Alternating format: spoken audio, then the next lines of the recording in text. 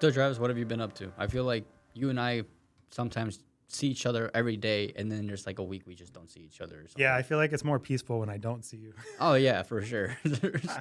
I got the nickname that I got for a reason. So Yeah. What do you want to know first, personal or business? We'll split into two categories.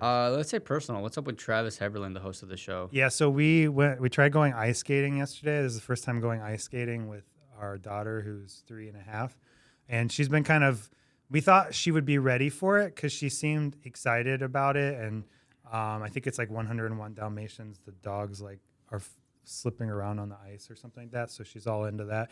So we thought we'd give it a shot. Hoffman Estates, shout out to Hoffman Estates Park District. Shout out to Hogtua Estate. shout out to Hoffman Estates. We went to something I think over the summer, and they gave us like some free skating pass. So we decided to try to go. Did not go well at all. We have Emily and I have our own skates, and then we rented skates for Demelza. As soon as we put them on her feet, she wouldn't like unbend her legs. It would only like stay on like her knees, and she wouldn't stand on the skates, and was crying and was a hot mess. And then we tried going out to the ice, and we got one of those little like things, like it's like a walker for little kids or whatever, so they can go on the ice. We couldn't even get her to stand up like once. So then we just kind of gave up. And it made me think of something. It's a lot like us when we're we're starting our business, and we buy all the camera gear and we're ready to go, and then when it's time to get out on the ice, we fold. We don't know what to do. You know, we buy the nice microphones to start a podcast, and then we start the podcast 2 years later because we're afraid of the ice. So just a life lesson for my 3.5-year-old. You know, just get out there on the ice. It's okay. It won't hurt. And it's better to do it when you're young, because when you fall, you don't fall as far. Okay, that was a really bad segue, but it's a nice analogy. Everyone thinks the ring is fun, and then you get into it and it's scary, right? Yeah, exactly. Yeah. So I think we're gonna restart. We're gonna actually try roller skating next because it's a little less intimidating. Oh yeah, was it roller blading or no? It was ice skating, ice blading. Ice blading. I've never done ice blading. Ice skating. I've done roller skating, and the first time sucked. I think it's a little less intimidating because it's wheels, and I think like a 3-year-old gets that concept. I think the ice skating like freaks them out because it's just like blades. Yeah, I have a knife on my feet. Of course, yeah. I'm gonna be scared. It's a little weird. So yeah, I think we're gonna start over. We'll do some rollerblading. So also shout out to Hoffman Estates because they actually gave us the tickets back. So because Why? we never hit the ice. So I'm like, well, it's worth a shot. We might as well ask. So they actually gave us some back. I mean, they still made money from us because we had to rent the skates. We didn't ask for a refund on that, but they're like, yeah, you could come back another time. So okay, fair enough. For those of you who don't know, obviously we do video production where we're going into the place with the camera and filming and editing and all that stuff. But we do have some clients where they actually have an internal video team, or they want to do video, but maybe do a little more DIY because they don't have a budget for full production. So what I've done a few times in the past is like what I call a blueprint workshop. Essentially, I send them a questionnaire, asking them a lot of questions like what kind of videos you want to make, all that kind of stuff. And then I'll go to their location and look over the gear they have or recommend gear that they need, and just kind of talk through what their pain points are. And it was interesting because I had one of those recently, and I'm talking to the essentially like the project manager, and she's mentioning that the two biggest hurdles they have is their speed and their delegating. So they have a couple of creatives on their team, and there's an issue with delegating. And it kind of hit me personally because I feel like those are the things I struggled with a lot when I was kind of starting out, and I think I still do. And it was really funny as she was like sharing some examples of like how they struggle with that, and it was like extremely relatable to me. And I'm like, okay, this must be a common thing for all creatives because, you know, this is our piece. This is something we want to make. And so for us to like have to let go of that control can be really hard. So that's why a lot of us struggle delegating. So I thought that would be a really fun topic to bring today is delegating. What I think would be good to talk about first is a lot of times people, you know, they want to start delegating. So they're like, I'm going to just put a Facebook post out there in groups and I'm going to find an editor. And then they get spammed with like 200 different editors from all over the, not even just all over the country, like all over the world, essentially, that want to edit for them. And it's a huge mess. And the reason why it's so confusing is because they don't have a system to begin with of like filing in these editors. So, really before you even start looking for that first hire, you should be doing some back end work and making sure you have a system. Do you have a CRM? Do you start recording videos of your day-to-day life? Like, anytime I'm doing something where I think eventually someone else might be doing this task for me, I start screen recording it. And I even sometimes will talk. And it doesn't need to be super fancy. I think that's a problem too, videographers even have. This is something they were talking about. When they want to, I had mentioned, I met with this company, I had mentioned the screen recording, and they were like getting into the technical side of it of like, well, like I need a screen record and this resolution, and I should have a nice mic, and I should be set up on camera. I'm like, you don't need any of that. As long as the information is there and you got like, clear enough screen that they can like follow along with, that's all that matters, because it's just internal stuff. Like, it doesn't, no one else needs to see this. It's just whoever you're sharing it with. And so whenever like we talk about delegating, I think a lot of these like gurus out there and everything, they're like, you got to grow your business. You have to be the one doing the sales. You can't be the one shooting, editing. I think that's just baloney. I think you can still do those roles, but you need to make sure you then have someone in those other places if you do want to grow, because again, if you're out shooting, that you lose the ability to do certain things. Now, the thing that sometimes people don't think about is there's other things in your life you could delegate as well. And I think this is for me where I started to kind of learn, like, when you think of delegating, you think of stuff internally in your business. So I wanted to outsource my editing. Maybe I wanted to find someone to help me with my social media, these kind of things. It goes further than that though. So like, like we have a 3.5-year-old, like right before we had her, I kind of had to like pull the Band-Aid off, because it was like this like weird man pride thing I had. But I essentially hired someone to start mowing our grass and taking care of our yard. The yard looks better than when I do it myself. I'm not wasting like over an hour of my time. And now I have that time back that I could spend with family, with friends, and my business. And so there's a lot of even things that sometimes people don't think about in their own life that they could start outsourcing. Their finances, cleaning the house, all sorts of kind of things that, you add up your time and you're like, okay, well, I charge $100 an hour for this shoot.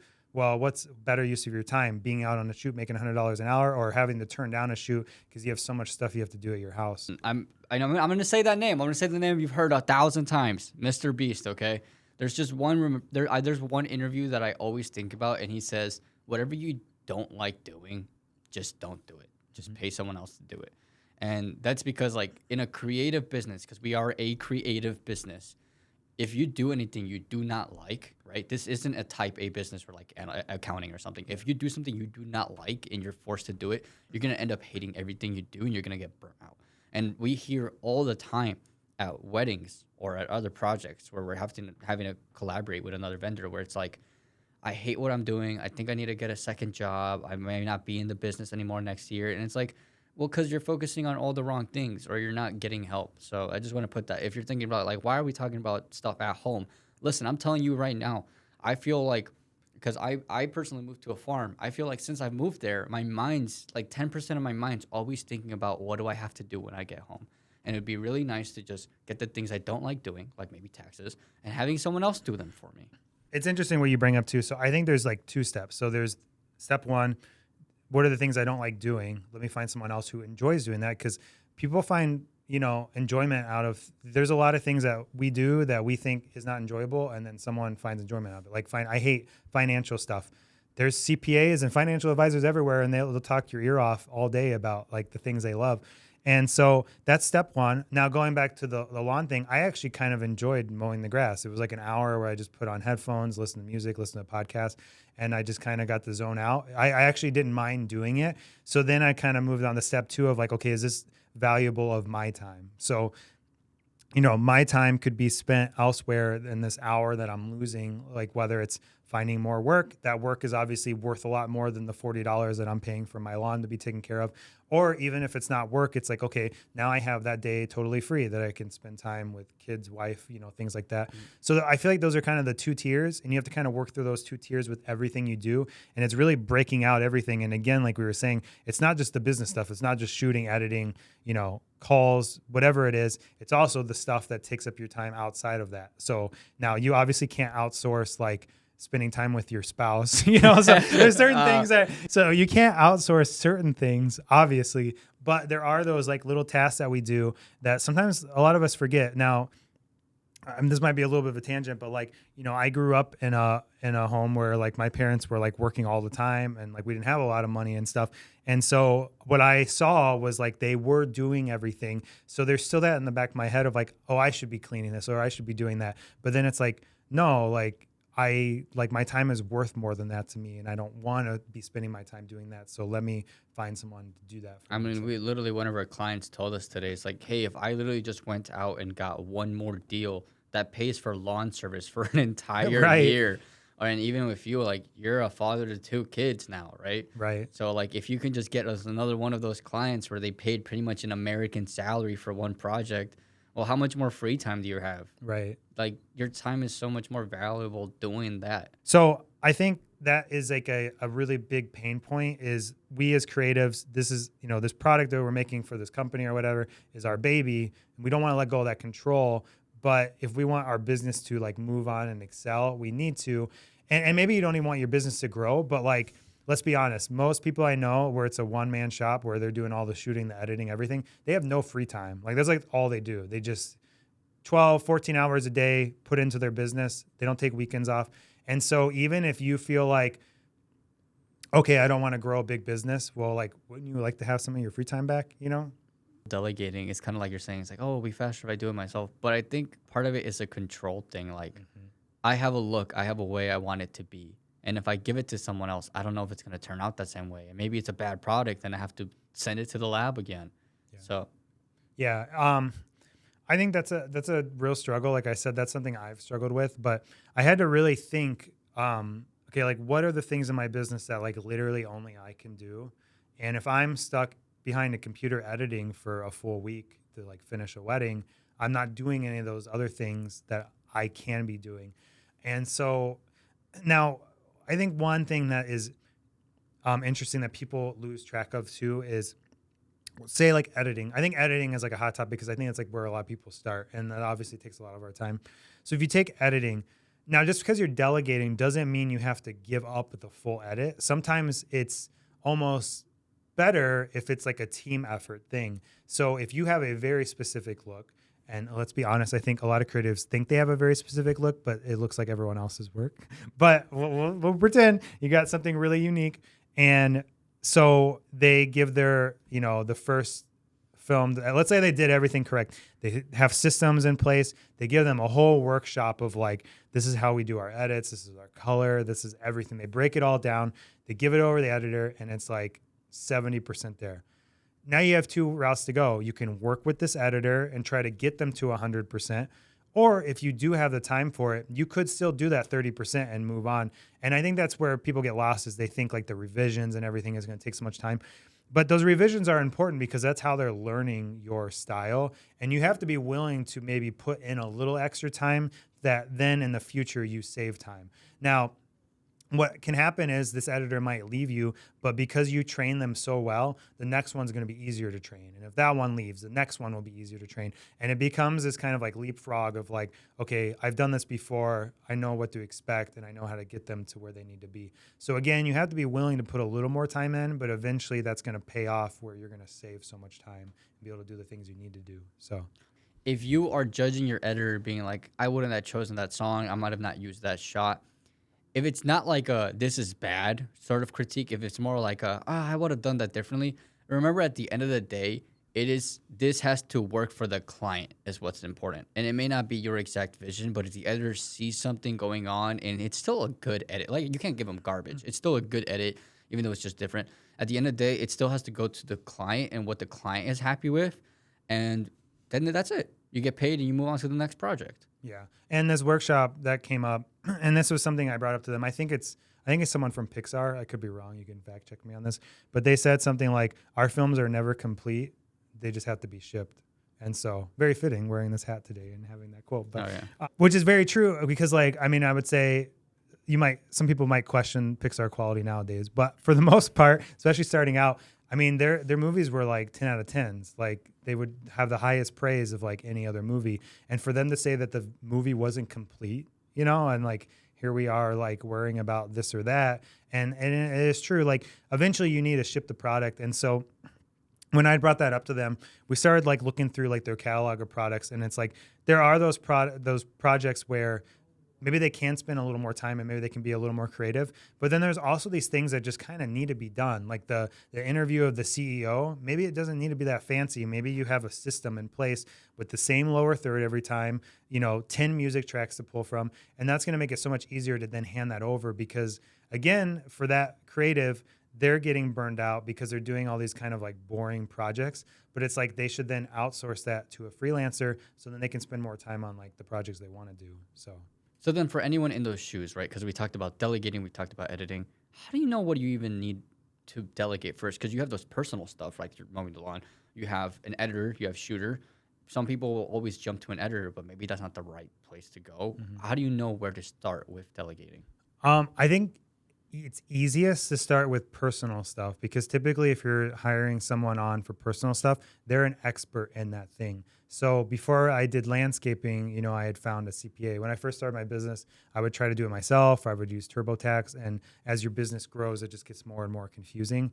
And so, I eventually hired a CPA and a financial advisor kind of under the same roof to make sure all that stuff was taken care of. And it saves me so much time. It doesn't mean that I don't have to touch any stuff for my taxes. Obviously, I still have to like get stuff organized for them. I got to confirm stuff with them. There's still some time, but compared to like the days, I would just like have to lock myself away and try to do TurboTax. Like it's definitely worth like however little they like charge me, to do that. So I think the personal stuff is really easy to start with because again, these are experts in that field. And you don't have to really do much training. They're just going to kind of latch on to that. And to context that, to hire good professionals, because we've all had the like, okay, well, we tried hiring an SEO company and they did a terrible job, or I tried hiring a web designer and they made a website worse than like I would make. Like they got to be good at what they do. But if you can find that, I think that's the easiest because they already have their stuff in place. And then you could start focusing on the stuff in your own business that you want to try to delegate, because you're going to have to be a little more involved in that kind of stuff. Like if you want an editor who edits just like you're going to have to spend time with them. Like you're not going to be able to just hand it over to some editing company and hope for the best. You're going to have to put some work in. So plus, if you delegate stuff at home, it sounds like you actually get some rest in the afternoons as a creative. Right. So then you could have more energy to put into your business. Totally, yeah. So then after personal, where would you go first? Would you have gone like VA first, virtual assistant, admin? Would you have gone like editors, shooters? Where do you think people should go? Yeah. So again, this goes back to my rule that there's kind of two questions asked. So it's like, what are the things you hate doing? And then what are the things that what are the things that waste too much of your time that your time's better spent doing other things? And so I'll just give you an example, like within my own business. So when I started kind of auditing this stuff, the things I really enjoy doing is shooting, and I actually really like a lot of that client interaction. I like doing the sales calls. I like doing discovery calls. I like to be engaged with my clients. And so that's like where I really want to be. Now, obviously there's some bleed over, like sometimes I do have to do some editing work. Sometimes I have to do things that maybe I don't want to do, or maybe aren't the best use of my time. And that's just a struggle of a growing business. Like you're not going to just get rid of everything in day one. Like it's going to take time and it's a process. So that's like where I went, but I think it's different for different people. But again, probably the easiest kind of lowest hanging fruit I would say is an editor. And it's also it might not be the hardest, because if you have a certain style, you're going to have to try to get them to nail that. But I do think it's probably the easiest. And I think it's the easiest to kind of look at and budget for, because this is like a whole other kind of topic, but I hear this excuse a lot. I would love to outsource stuff, or I would love to hire someone, but I don't make enough to do that. And I think that's just a budgeting issue. And I think if you have an editor, now you're thinking in your head when you're about to book this project, okay, normally I would charge, say, $3,000 for this video. Well, I know I don't want to edit this. My editor charges me $500. So I need to add an extra, $500, $600, $700, whatever that is onto the top. So then when you're sending your quote, you're thinking about your editor. And so you're making sure that you're billing properly for that. And obviously starting out of the gate, you're not going to be able to do that because you've already maybe taken the project. So you might have to bite the bullet on that.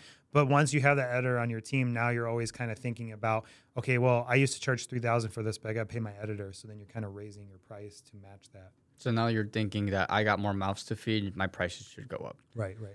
When you brought on a person to help with the calls and they got like a percentage of any jobs they brought in, like a commission of any jobs come in. I feel like we started to see more jobs come in, but then that also allowed you to actually focus more on the business and build more of that back end while they kind of, just kept work coming while you got to put your energy towards the stuff that needed improving inside the business. Would you recommend that for people?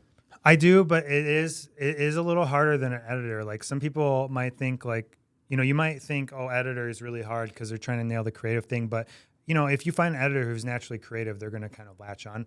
I do think some of that back end admin stuff, whatever you want to kind of call those roles, it can be hard because like, especially if you've been doing this for years, all this information is in your head and now you're trying to like give that to someone else. You're trying to get them to kind of communicate like you, you're trying to get them to understand that. And it takes some time and it doesn't pay off right away. But then once it does pay off, you really start to see it. So I think that's kind of happening in our business. We have a lady named Marta who started out helping with the wedding stuff. It started as I was just looking for an appointment setter. And if you don't know what an appointment setter is, essentially their goal is to go out in the world and try to like get leads to you to get on a call with you. And then a lot of times they work off commission. So that's where it started. And I actually started in the commercial side of things. And I just didn't really feel like it was panning out. But then I saw some potential. So I'm like, hey, like, let's have you like post some social media. That evolved into, can you like respond to them at first through email? And then that evolved into, hey, can you just like kind of go out on Instagram? And if like we do a wedding and, you see that their friends are liking these posts, if they look like they're engaged, maybe like go follow them. And, it just kind of snowballed from there. And it's kind of been growing since then where now she's like starting to slowly get into the commercial side of stuff. And so I think that's actually really challenging, but I think it is really important because you are probably leaving money on the table because you're doing everything. So what I have noticed happening now that we have this really good routine, she's kind of getting the wedding follow-up nailed down where I don't need essentially this is the process. Like they send an email, she'll respond to email. Essentially, she's just trying to get them on a discovery call with me. Discovery call is the first time I actually usually interact with this couple unless we like met them somewhere or something. So this is the first time I'm talking to them. After I do that, I send the quote, which that's what we're kind of working on next is where like maybe I don't even have to do that. And now I don't do any of the follow-up. She's doing the follow-up. And so we've booked a couple weddings that maybe we would have lost because it was a price issue and they weren't sharing that with me on the phone call. And then later on, they sent an email saying, hey, we're considering someone else because of price.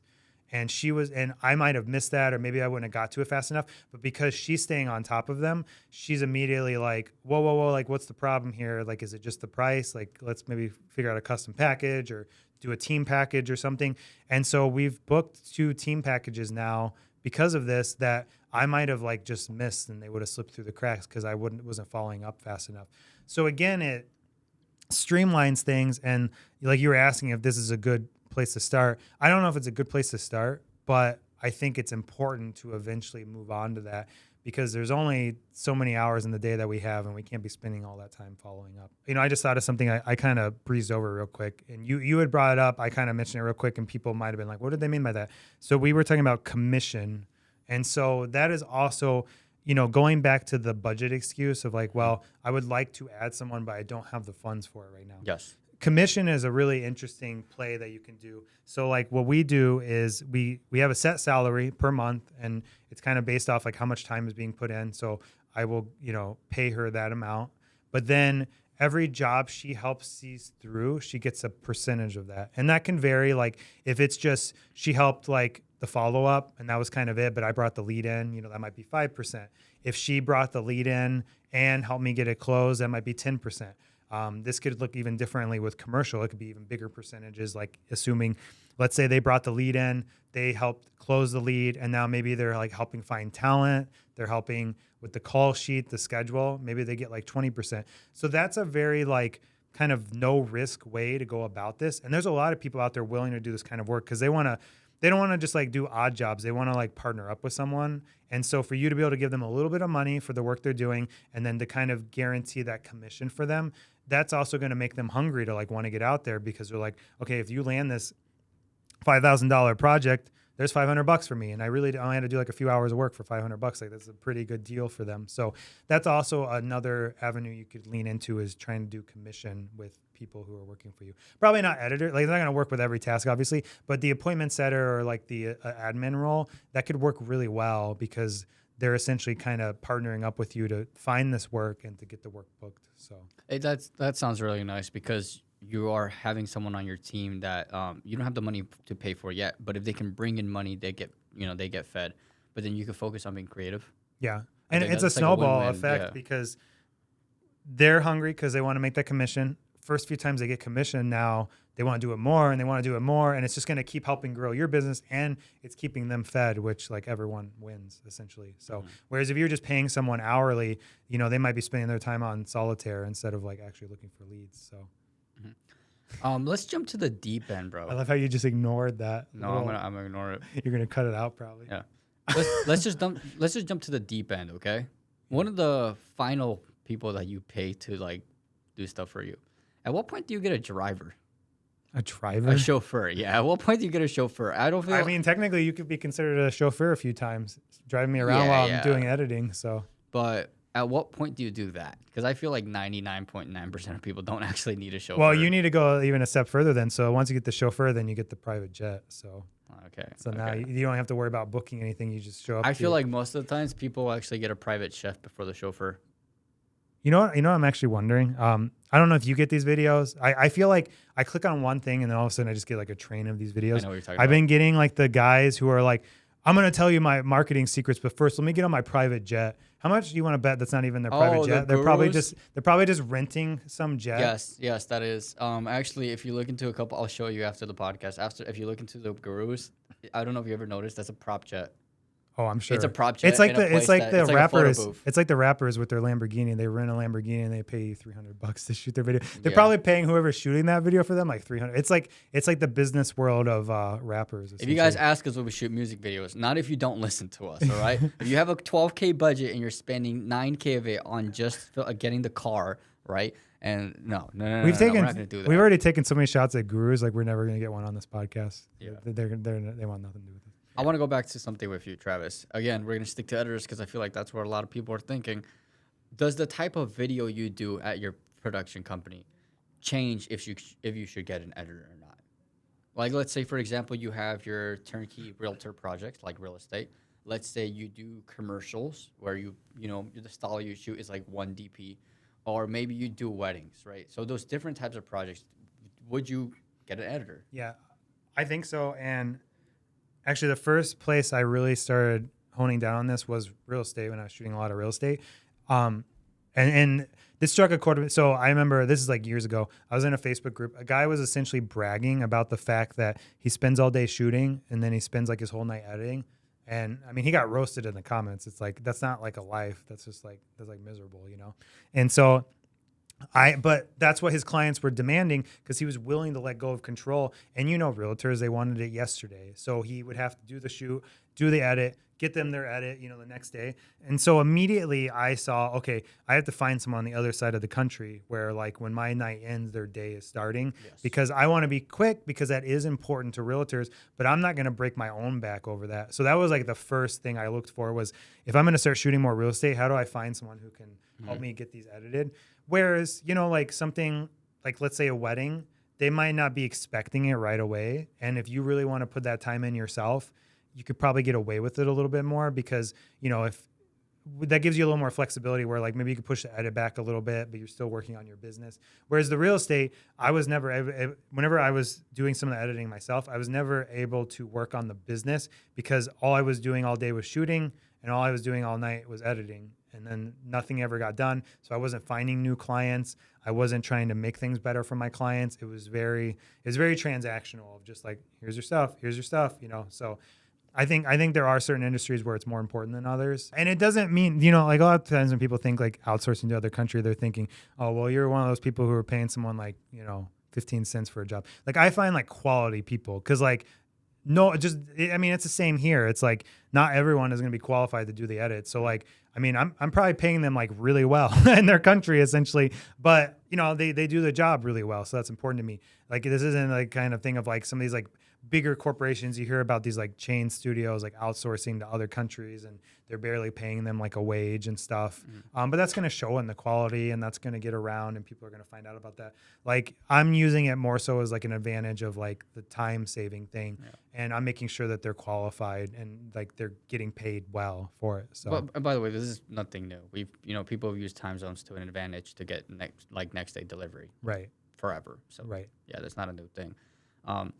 So the type of project you do matters. If you do weddings, you could spend a little bit more time getting some help, training the help, or just doing it yourself. If you do real estate stuff, it's better worth your time. I mean, real estate also is so like simple and so turnkey that like you can pay someone to just spend 50 minutes. Yeah, it took like no training. I mean, some of the video stuff that we do is hard to outsource because there's like humor based, and that might not come across like in a different time zone. But at the same time, with videos, they're not as urgent as the photos are. So it's like you can get away with that. Photos though, it's like, yeah, it's like super, like I don't even think I had to really do any training. I was just kind of like, we do, this style of photography, which is like essentially HDR. And, I'm like, I need smaller versions. I need bigger versions. And that was kind of it. And I let them run, and there's been like some tweaking here and there, but it's been good. And then I found out that like they could edit headshots and portraits. So then I started having them do that stuff too, which is awesome because it's, it's something really anyone can do. Like when it comes to photo editing, it's very like step by step, like you're doing, there's not as much story involved. Now, obviously you're making albums and stuff that's different, but when we're just talking about editing photos, there is no story there really. It's like you're really just doing like tasks and you're checking them off, and it's becoming easier and easier with AI.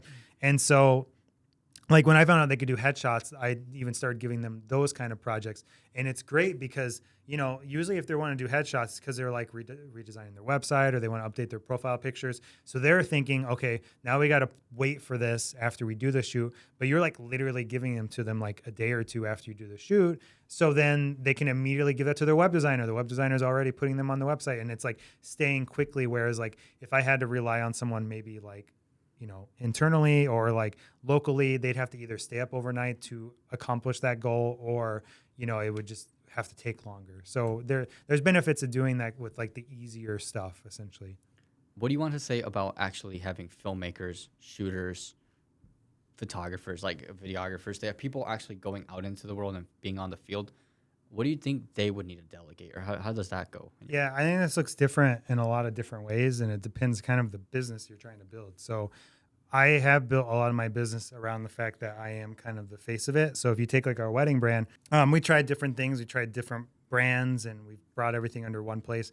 And, essentially if they want the full-blown experience, like it includes me. So like I kind of have to be there, But then we also have team options, and I've kind of started pushing those even like a little more over the years, because it allows for maybe these weddings where they don't need all the bells and whistles, but they still want something nice.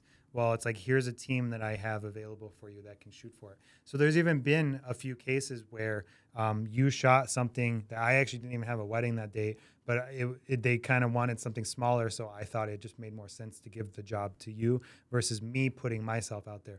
Now, if I was like desperate for work, like I would probably be taking all of those, but because I'm kind of in a place where like I usually get the amount of weddings I want every year, so everything else is just bonus. So then for me to be like, well, this doesn't really fit within your budget, here's like a team option. Mm-hmm. So there's kind of that approach to it where you're just kind of outsourcing here and there, and maybe like you just don't want to take the shoot, so you're kind of handing it off to someone else.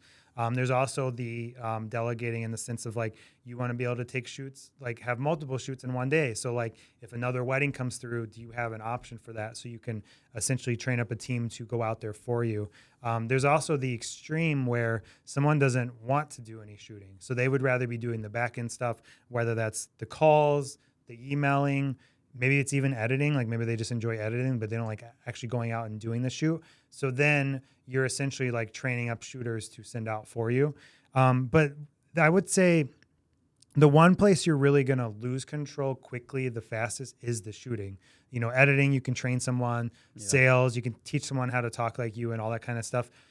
It's a little harder with shooting because you're essentially sending someone out there that you trust to do what you want them to do, and they might come back with something different. Yeah, and if you don't hire the right person, they can come back with something horribly different. Exactly. So I would say shooting is like probably the hardest thing to delegate. And I think most people probably don't want to delegate that right away either, because most of us get into this because we love shooting. It's fun. And so I think that's like one I would kind of save for the end. And when you're going to do it, you have to kind of define what it is. Like, are you hiring people that are one-to-one going to replace you, and that's what you're selling? Or are you kind of selling them more as like, hey, these are my apprentices that I've trained. It's very similar, but it's not the full experience. And you have to kind of have that defined as well. So, I mean, with the wedding thing where you're like, you're still free that day when you give it to me, that's kind of one of those things where like, you already set what your hourly rate is. If that job's going to be less than your hourly rate, you probably shouldn't take it still. Right. Even if you need a little bit of work that day, you could take to do consulting, which paid a lot, Right. or do outreach of a job that's going to be bigger. So it's like, you may not want to delegate the shooting because you like doing it, but hey, like, maybe I've done a lot of real estate and it's not really worth my hourly rate. I have someone else I can feed, and also like they shoot like me. So Yeah. I think that's also really big. yeah, It's I like, mean, a really good example of that is, this has happened a few times, but I remember in particular, you had gone to do one of those shoots, kind of smaller budget, but we didn't want to necessarily turn it down. So I offered it to Chris. Chris did that. So he's doing that like all day. And multiple days. Yeah. And while he's doing that, I think we had closed like 3 jobs, because I was in the office, doing some calls and stuff like that and some follow-up. And I had like closed 3 jobs that I probably would not have been able to do if I was doing this shoot. So again, it was this thing of like, well, this project came in. To me, it's a little below what I would like to make, but it's like something Chris was interested in doing. So he took it. It's a little more money for the business. It's more money for Chris. And while all that's going on, I'm getting more work for us, essentially. So, And I got to see another state. yeah, there you go. Yeah. So you have to think that way of like, well, if I take this job, I might be missing out on another opportunity, and that other opportunity isn't always just a shooting opportunity. It could just be a phone call comes through, and you miss that phone call because you were busy doing the shoot. So, and I think that's all we have for today, right? Any final jokes or quotes? I got nothing. All right, well, we'll just leave it at that then. So thanks for tuning in on this episode of Almost Creative. Until next time, stay creative.